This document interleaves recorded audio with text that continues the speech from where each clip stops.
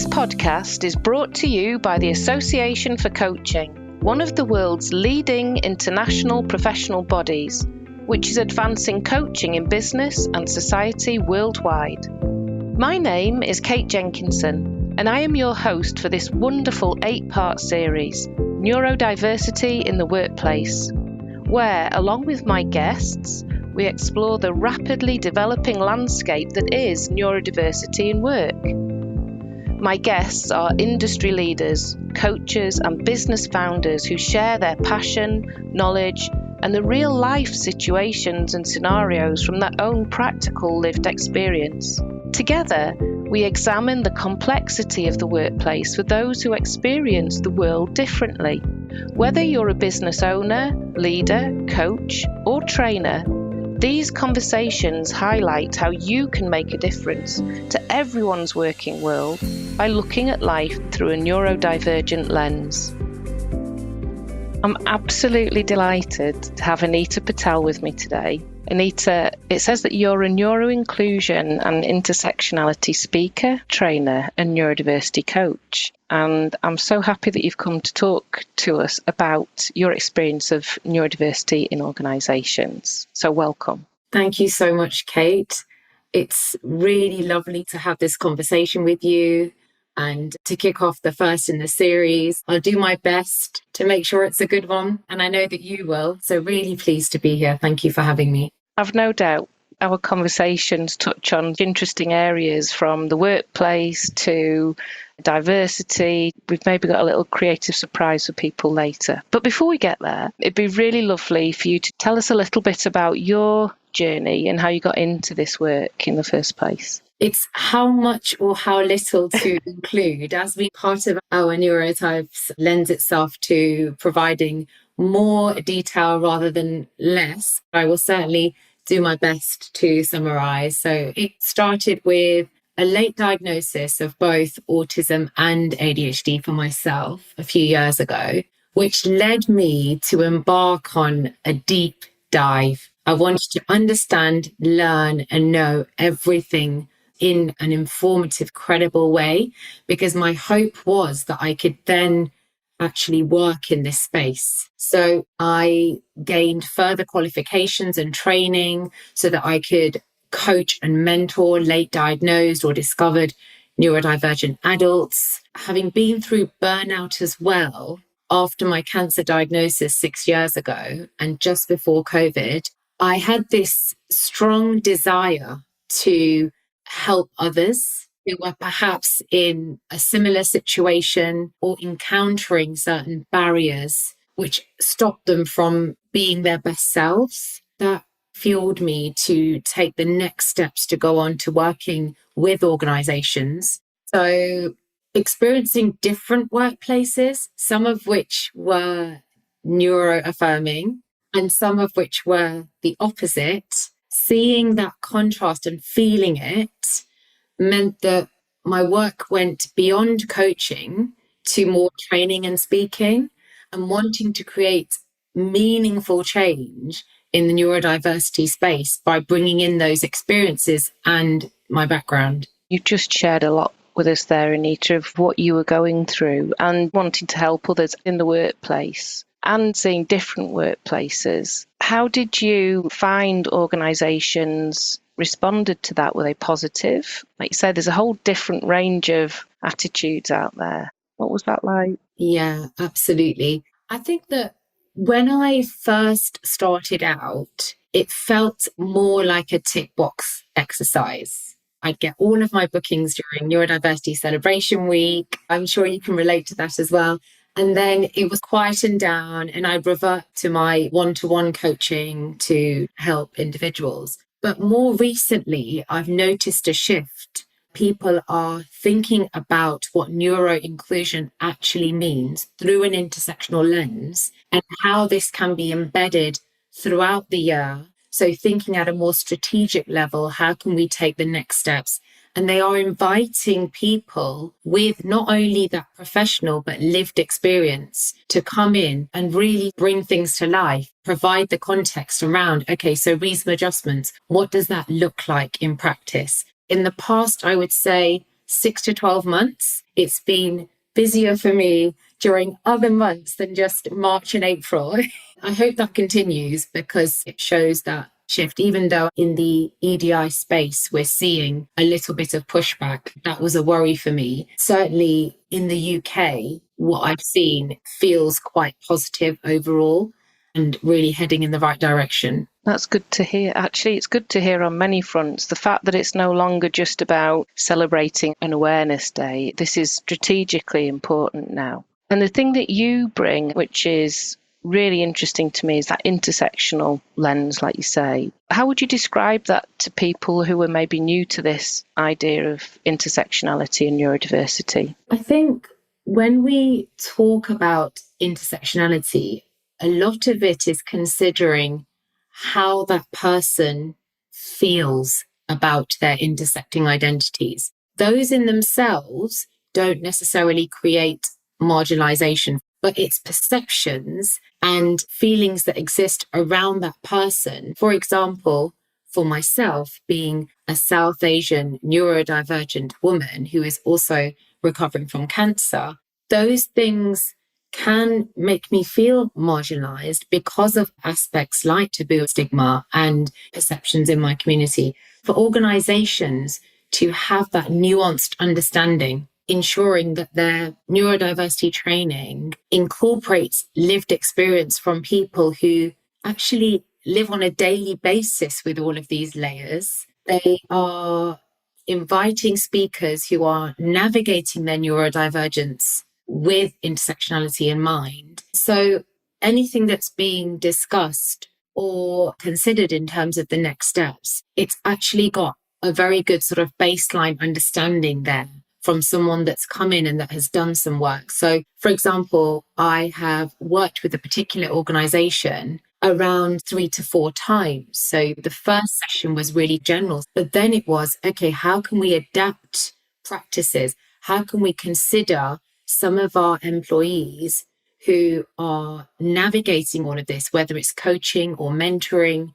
What does that look like in practice? Is it that they're seeing role models? Are they seeing representation at a more senior level? Are people being invited in? So not simply included, but invited to shape things. That is a powerful difference, isn't it? That invitation into the space. And I want to ask you about that. I'm really drawn to this lived experience perspective that you bring, Anita, because that's something new for me. When I've heard you talk about this before, and you've given your stories about the cultural differences, could you maybe talk a little bit about that? We encounter barriers within our communities and outside of. So the barriers outside of could be things like accessing a formal diagnosis or accessing support and resources, the way in which we're seen by medical professionals, that sort of thing, which can create that sort of sense of not belonging and that actually, is this something I'm perceiving or is it a reality? We have those external barriers faced by communities. Within my own community, I've faced challenges with perceptions around neurodivergence, using a more deficit-based approach or hushing and quietening down when I become more vocal about it. There's that to contend with as well, almost trying to navigate and figure out where you actually belong. So it becomes even more important to find your people, which I'm really pleased to have done, you being one of them, Kate, to have that community around you and to be able to share your story and your journey without fear of being isolated or excluded. And that makes such a difference, I imagine, for you to bring that as an external perspective into an organisation. When you're doing this, what kind of barriers do you most often see other neurodivergent individuals face in the workplace? A lot of it really focuses on the additional guilt and shame that's carried by individuals. That enters the coaching space quite often. And it's almost working on that first before we can even think about disclosure or advocating for our needs. There's all of that to understand, especially if, for example, someone's suffering with RSD in particular over years and so many different scenarios, the buildup of that and how that makes somebody feel. And certainly from a personal point of view, I had to work on that first before I could put myself out there. So I applied that same understanding to my clients and anyone who's working with my clients, so line managers, for example, to really consider, are they feeling less than? Are they feeling broken? And do we need to try and build them up? Some clients cannot even answer the question, what are your strengths? No, they've never had the conversation throughout the systems they've been in because the focus has always been on what they didn't have. The thing that they had in abundance possibly was the thing that they would be asked to tone down or change. Even their strengths were perceived as weaknesses, weren't they? Absolutely. To adopt strength-focused coaching and mentoring, I'm finding that there's almost a step before to work together and change the narrative. And to help with that, it's support from others outside of the coaching sessions. Who would that be? For example, if someone has family members who haven't accepted their neurodivergence, whether it's diagnosed or discovered, then we can't assume they're going to have additional support in place outside of our one-to-one fortnightly coaching sessions.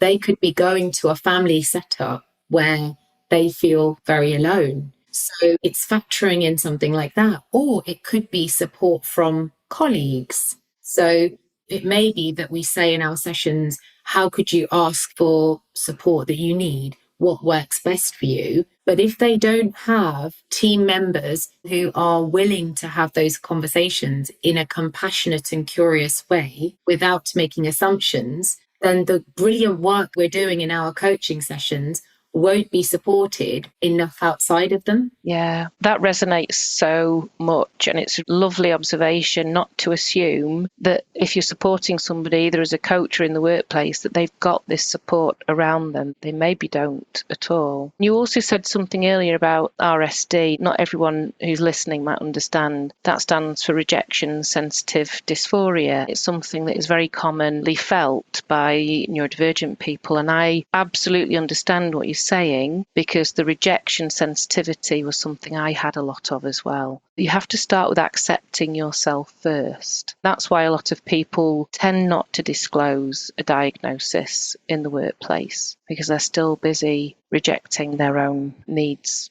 It's really a complex issue, isn't it? Yeah, absolutely. Building up a bit of an evidence bank of things that have gone well can take years, especially if you've been diagnosed in your 40s, 50s, 60s. Think about how many years you've had examples of when things haven't gone well. You have to create this bank of fantastic examples. And I have maybe some from the past 2 or 3 years, but I keep adding to that as much as possible to be able to say, okay, I put myself out there. I unmasked a little. I was sharing what I really felt rather than what I thought somebody wanted to hear.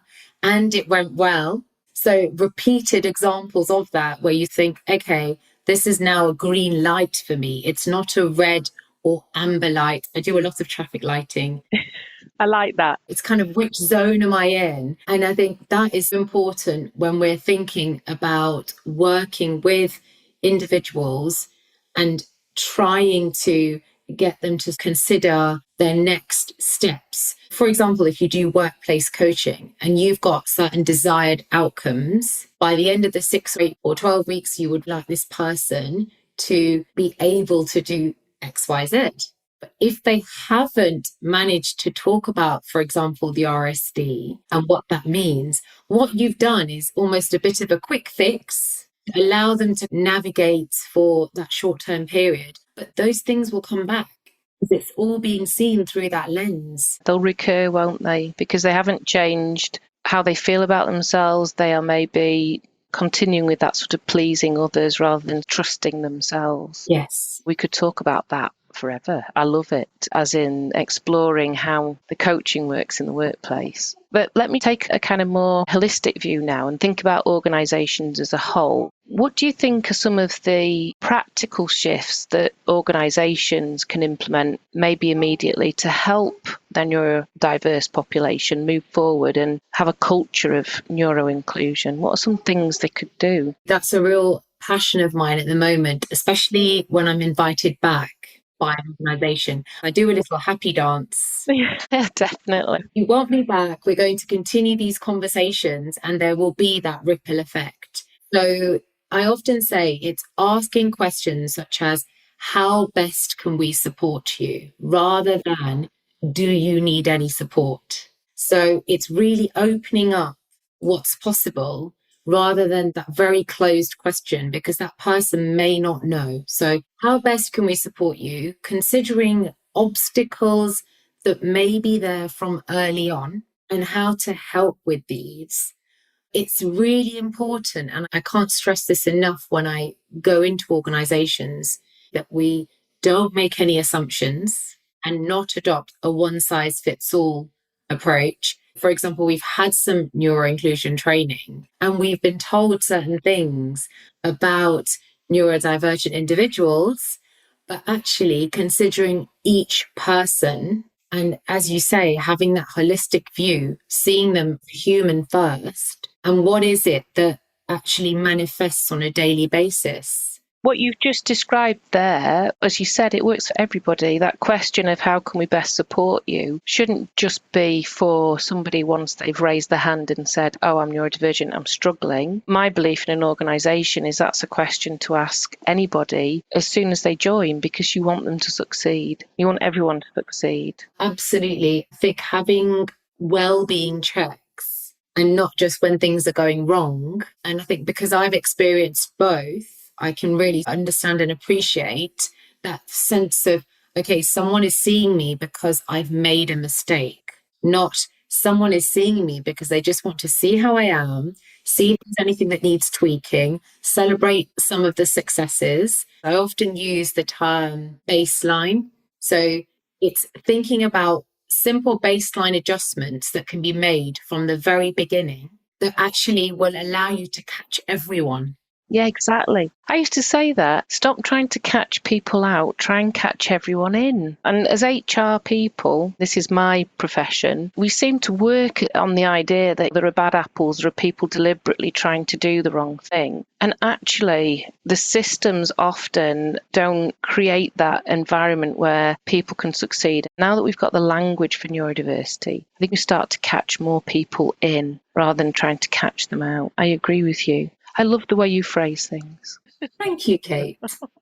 Likewise. I've written some things down. I love this idea of diagnosed or discovered, because I know that you've had a diagnosis and I've discovered I'm neurodivergent without the diagnosis. That's how a lot of people get this understanding later in life. So there might be a diagnosis, but it might be the child that's had a diagnosis. And then because it's a genetic diversity, they'll look to themselves and go, this felt normal to me because this is me, and suddenly realise or discover they're neurodivergent. So why do you think it is that so many women and people of colour are missed or misdiagnosed until later in life? I'm really pleased that you like that distinction as much as I do, the diagnosis versus discovery. I think that actually I'm still discovering. Yes, you never stop. You never stop. It's not a finite kind of, and there isn't that end result where you get told something and then you wonder if that's it. There is actually a constant journey of exploring and learning and understanding how I view everything through this new lens, and that it's okay to not get it totally right. There's going to be experimenting and things you add to your evidence bank that have gone really well. Maybe that wasn't quite right in that context. So I think for women in particular and people of colour, it's quite a nuanced perspective that we need to adopt. And we can only do that by inviting those perspectives in. For me in particular, and other women I've spoken to from certain communities, it's a lot of masking years of adapting and internalizing struggles and almost conforming to certain expectations of what it means to be a successful woman, for example. What is it that you are able to almost conform to? What makes you acceptable in terms of you saying yes to lots of things? Therefore, you're doing very well and we embrace you? Or are you making certain decisions that perhaps support your neurotype more successfully, support what your neurobiology needs, but then as a consequence, you're being seen as deviating from what's expected? So I think that constant internalizing with the added layer of what's expected in our communities often leads to misdiagnosis or being missed completely. And then if we add to that the hormonal shifts that can happen, whether it's perimenopause, menopause, or other shifts at different points, things can be missed there. For people of colour in particular, it's often related to this deep taboo and stigma that exists for us, but then it's also weaved with not enough understanding. So it's like we don't fully approve of that, but we don't know why we don't approve of it. That's fueled me to raise even more awareness. We're talking about neurodivergence in particular. We can then lean into how best to support that to allow that person to work at their best. I like that. Working at our best is something I'm passionate about. And like you say, it's one of the questions, how can we best support you to work at your best? What does your best look like? That strength-based approach, so important. When I think about my own experience of neurodiversity and why it gets missed, first of all, there wasn't the language when I was in HR for a long time. And like you say, women tend to internalise and people please because they want others to be happy. They want to see their happiness and get recognition by others more than achieve that sort of status maybe. So it's more internalised for women. I've seen a lot of that. But I'm pleased that we're starting to break through that right now and change that. I'd heard that a lot of the research supporting neurodiversity was done on male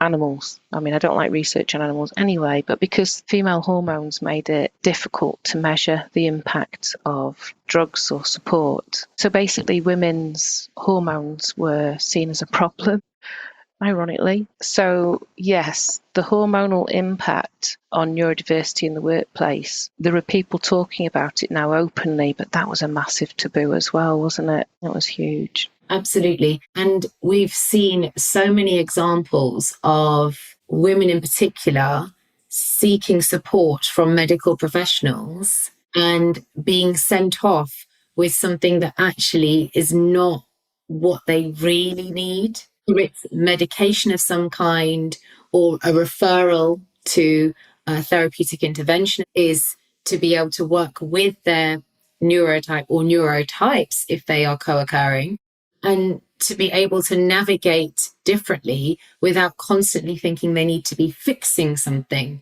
that something is broken. So I think there are definitely positive shifts happening, but what I would love to see is the diagnostic criteria changing, because as we know, it is still quite biased towards someone who's going to go in and be able to tick all of the boxes. What would be lovely is to see the nuances that we know to be there to be incorporated into that diagnostic criteria. Yeah, it would make a difference, I think. So if we think about intersectionality as being, if you were to say, do you have a niche in your practice, it would be the intersectionality. That's how I know you. What are some of the successes you've seen in that area, particularly, Anita? I have seen organizations really wanting to understand how best to support all of their employees. For example, I could go and deliver a talk to an employee resource group that would contain a group of individuals who are part of that ERG for a reason, because they feel that's where they belong. I've seen organizations think, how can we work with other networks? That person will have multiple identities, so they don't fit into a neat box. How can we then work collaboratively with other communities. These are often large organizations I've worked with, and you've got multiple sites, you've got multiple teams where you can think, okay, let's see if the network that is encouraging women to take up more senior leadership roles, the disability and neurodiversity network, or the one that caters for global majority individuals, bringing them together and seeing what's possible there. And I've certainly seen quite recently that feeling of progression where it's not just at one level. We're talking about the sort of stage of recruitment. What are we doing to create that? When we say neuro-inclusion, we're taking intersectionality into account, but also when we're talking about retention, do we understand what that person is navigating on a regular basis, and how can we then ensure that they stay? Because I personally have experienced having to leave an environment which didn't allow me to express myself fully with all of my identities. But I've also experienced one that embraced all of those and saw them as a real asset to be able to support others. I think that's really interesting, because the more awareness that individuals have of their whole self, we have this phrase, bring your whole self to work, but if it's bits of it are welcome or understood, it's hard to do that. So in the ones that actually embraced, what were the kinds of things that they were doing that enabled that? Is it what you've already said, or were they doing something a little bit different? They were doing things that felt like they were not self-contained. For example, if you've got a network for South Asian individuals and you are having a Diwali celebration day and you're inviting people to bring in food and dress up, that's not what we mean by meaningful inclusion. We mean, what are you understanding and recognizing the rest of the year about what is specific to South Asian communities, and inviting people in to consult with you when you start to make decisions. So, for example, if you're thinking about career progression, considering what that one individual will have going on that's separate to their skill set, because they could absolutely tick certain boxes for you in terms of your criteria, but there could have other things going on that either are an asset when thinking about advancing further, or hindrance. By working with them and understanding what they're bringing, you could ensure that they have the right sort of pathway for them without them stopping at a certain point and not understanding why they're having to stop. So when I've seen things go well, I've seen it happen at a strategic, more embedded level. And what's also important, I think, is let's look at the senior leadership teams. Let's look at what's happening there. Because if you're all having conversations, it's going to be an echo chamber if you haven't got people with those intersecting identities with you in that room. Who is in there and who is speaking? There's so much that I'm curious about exploring when you talk about the echo chambers and senior leadership. Do you think if a senior leadership team doesn't have an understanding of this, they need to bring in that lived experience from an external expert? Is that where you offer this value that they don't have? Yeah, absolutely. I would explore this in a lot more detail. As well as bringing in my own lived experience, I would invite them to consider the experiences of everybody on their teams and what kind of approach could they perhaps use going forwards, where something has appeared a certain way on the surface, but actually there's so much more happening underneath. And so where I come in is to generate further conversations and further work that I know when I return a few months later or a year later, I can see the impact of starting that conversation. And it is a conversation, isn't it? It's inviting that conversation. And people often say to me, what are the sort of things we can do, what toolkits? And it has to be built through understanding, through authentic conversation. Again, I'm going to throw another curveball your way. Is AI going to stop people having those authentic conversations, do you think? If they just go to it and go, how can I do neuro-inclusion or whatever? How important is lived experience? I think it's absolutely vital. And I think that's why I feel that right now I'm not worried about being replaced, Who knows, some point in the future. But I do know that when I go in, and it's just like you, Kate, when you go in and you create that feeling in the room with your spoken word finale and everything that happens there, when I go in and I see people at the end having those light bulb moments and wanting to ask questions, wanting to approach you afterwards, wanting to then send you an email saying, you made us think about this, so we're going to go and introduce this to keep you updated. And there's all that energy and the possibilities that you've created. Whereas if you've got something written down, that cannot be brought to life in the same way. You can perhaps take some important points from that. But I love the Q&A part. I'm delighted to receive engaging questions, to be able to share ideas. We've talked about this, haven't we, Kate? When you talk about psychological safety, what does that look like in practice? For me, it's such a privilege and an honor to go in and be able to create safety in the 1.5 or 2 hours that I'm there. You can literally see the body language changing in the room. You can see it's a little bit closed off. Here's another death by PowerPoint. Yeah. And then the feeling when they realize that's not the case at all. And that actually they can come forward and share things about themselves, whether it's them directly or their loved ones or people that they work with.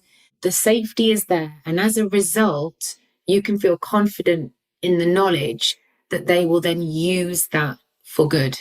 Absolutely. And I think when you create that safety, it's okay to try new things, to be creative.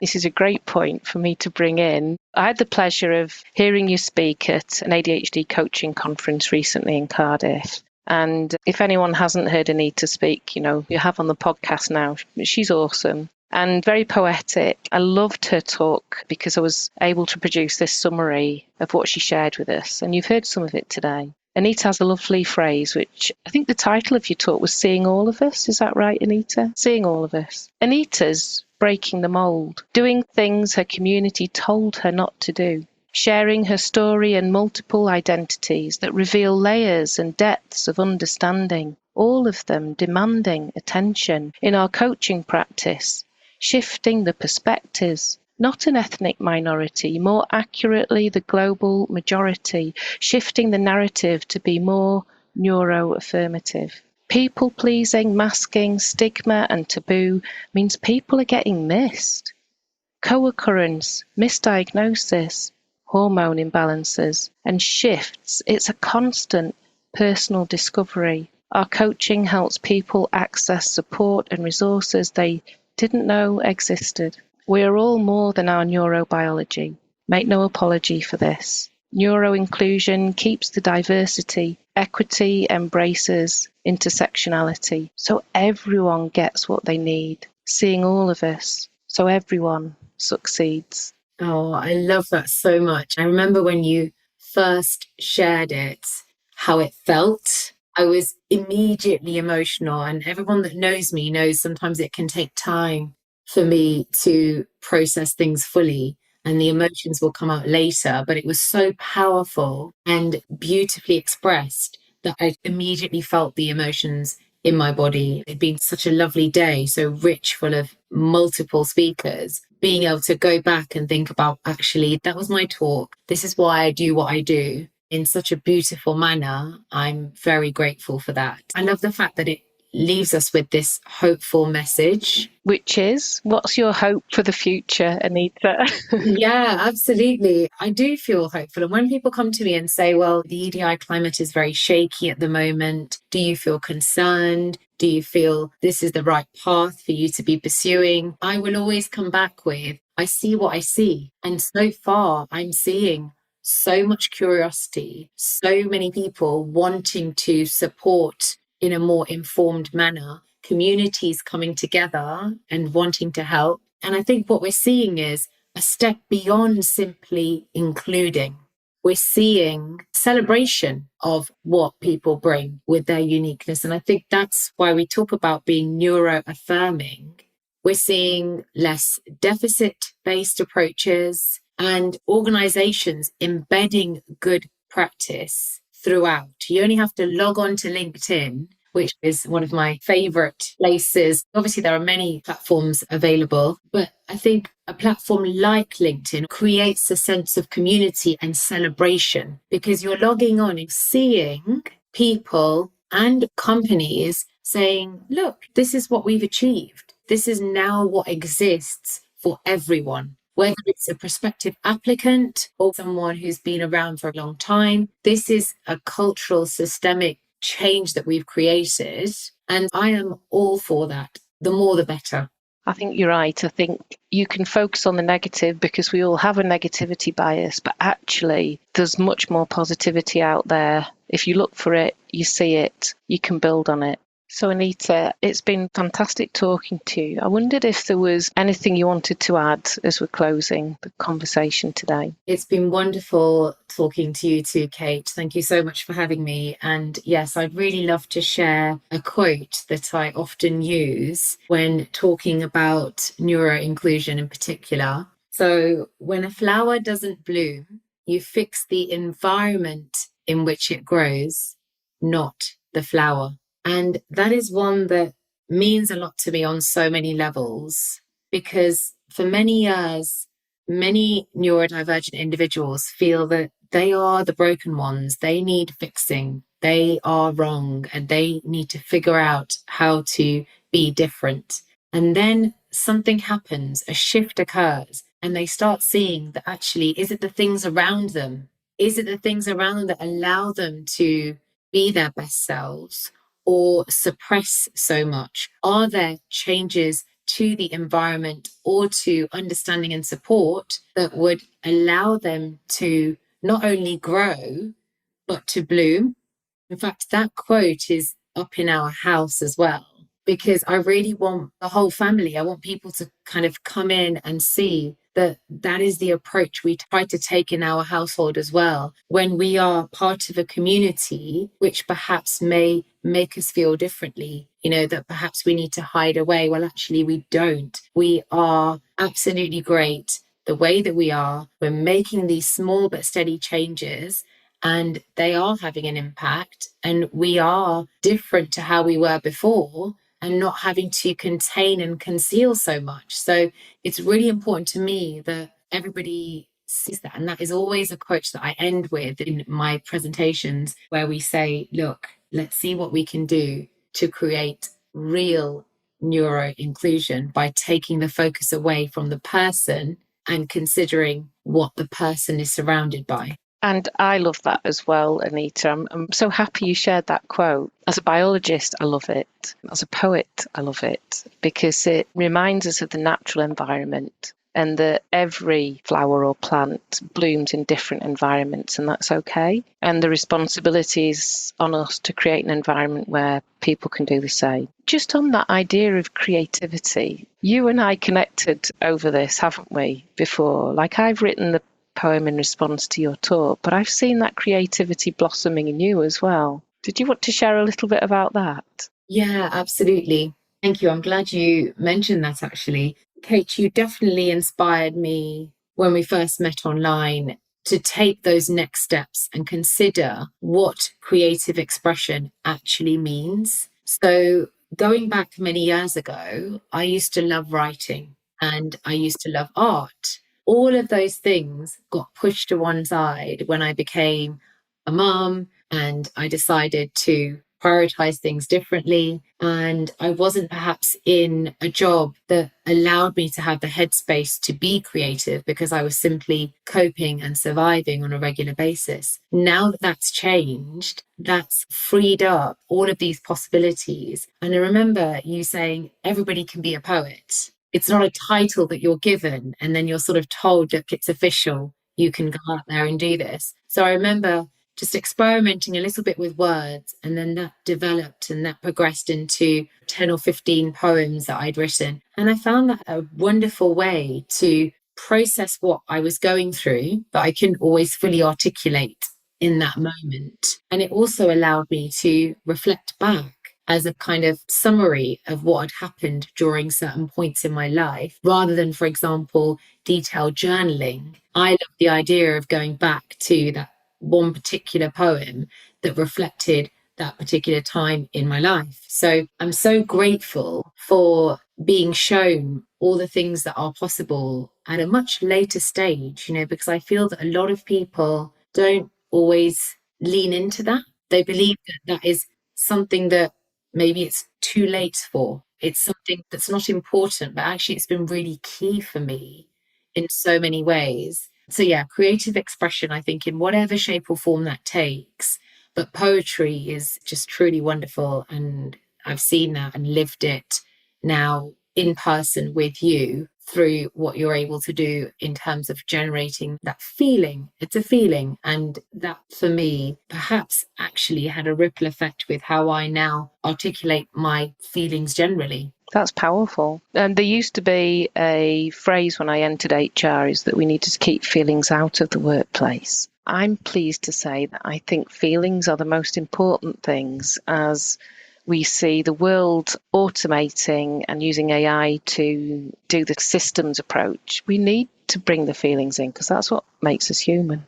Oh, Anita, it's been fantastic talking to you. I would love to have you share how people can get in touch with you after the podcast. Where can we find you? Absolutely. It's been really wonderful, Kate, and I'm sure that there'll be a part 2 at some point because we could carry on talking for hours. If you would like to stay in touch with me, please do connect with me on LinkedIn, and my business name is Anita Patel Coaching. So you can find my website, which has that in its URL. I will also provide my email address, and I am on Instagram. So really looking forward to staying connected and to continuing these conversations. And thank you very much for having me. No, it's been a pleasure. And I'm hoping that the progress you see continues to occur in organisations and in individuals. Thank you for the work that you do. Thank you so much. Thanks.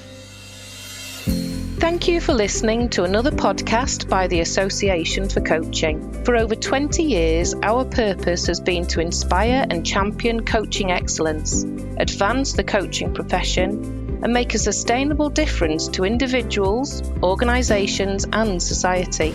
To find out more about the AC and our member benefits, follow us on LinkedIn or visit our webpage at associationforcoaching.com. where you can explore our digital learning hub and enjoy our extensive library of on-demand webinars, podcasts, and a portfolio of live events featuring thought leadership tools, models, and the very latest industry trends to help you develop your coaching expertise.